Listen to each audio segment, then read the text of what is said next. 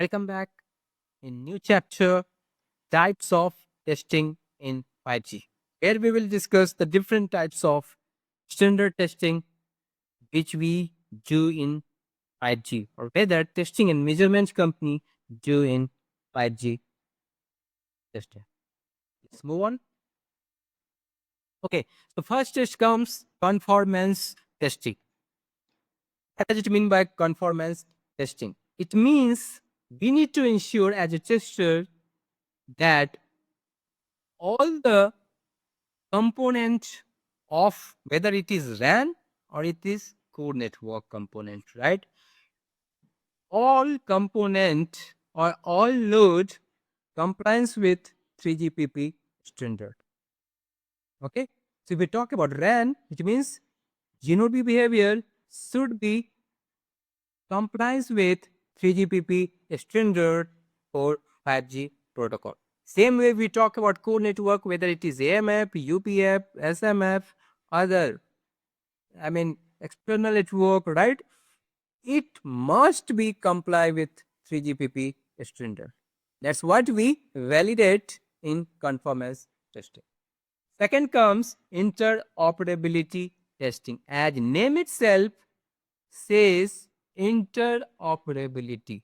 Here we validate whether the node, let's say that G node B is from vendor X and UE is from vendor Y and my core network is from vendor Z. So in this test, we do validate where G node B, UE and core network working in sync or not, or G node B, UE core network working as per 3GPP guideline or not. That is what we validate in interoperability testing. Okay. So like example, testing a 5G handset with various operator network. So let's say my 5G handset is from Samsung,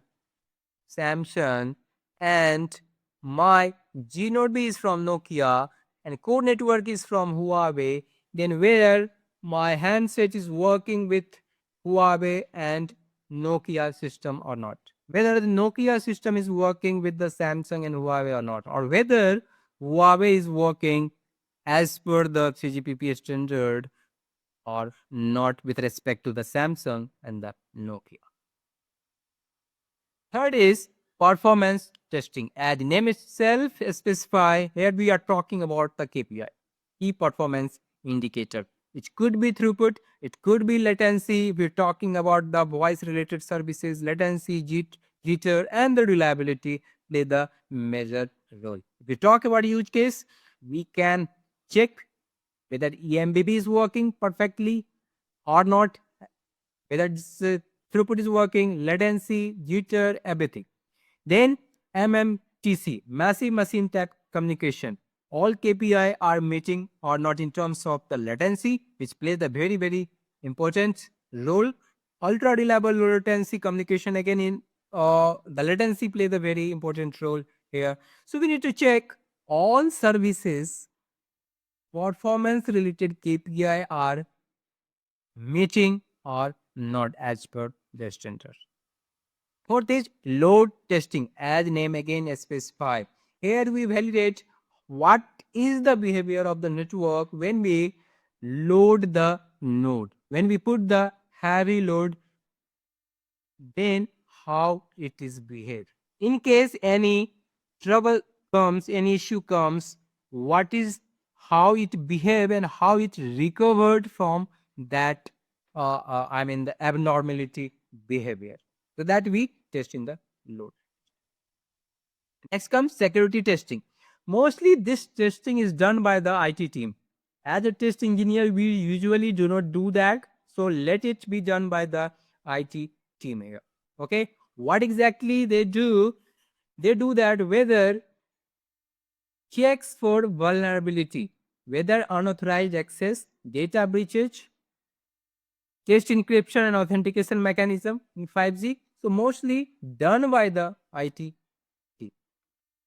Sixth is mobility testing. Okay, so here we are talking about that whether handover is working or not between the cell with the different cell of the node, right? Between the different AMF, if node are mapped with the different AMF, is working or not. Right? So all the testing, whether it is called the same RAT or the inter RAT as well. Okay. What is the focus? Focus on minimizing the latency and ensuring session continuity without any disturbance. Seventh is functional testing. So here we talk about functionality of feature. So we have the lots of 5G feature, whether it's a beamforming, whether it is the network slicing, whether it is RedCap. So whether the functionality is correct or not as per the guideline.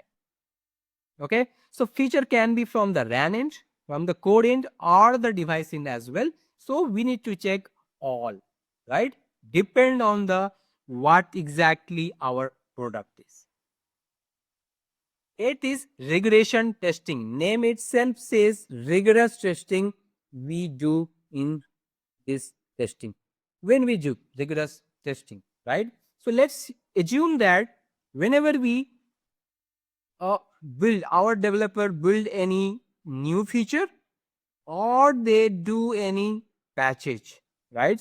Before releasing to the our end customer, the QA team mainly do the this rigorous testing or regression testing to ensure that if we have added certain new feature, right, it should not broken any previous or existing feature in the new release. Number one.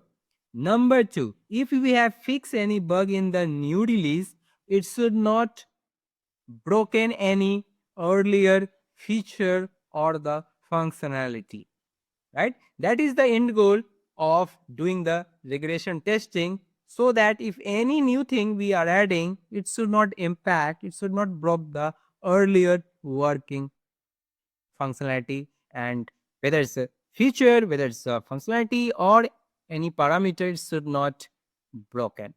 Okay, and works as smoothly as it was working earlier. That is the end goal of the regression testing, that as you can see, don't introduce any new issues, right?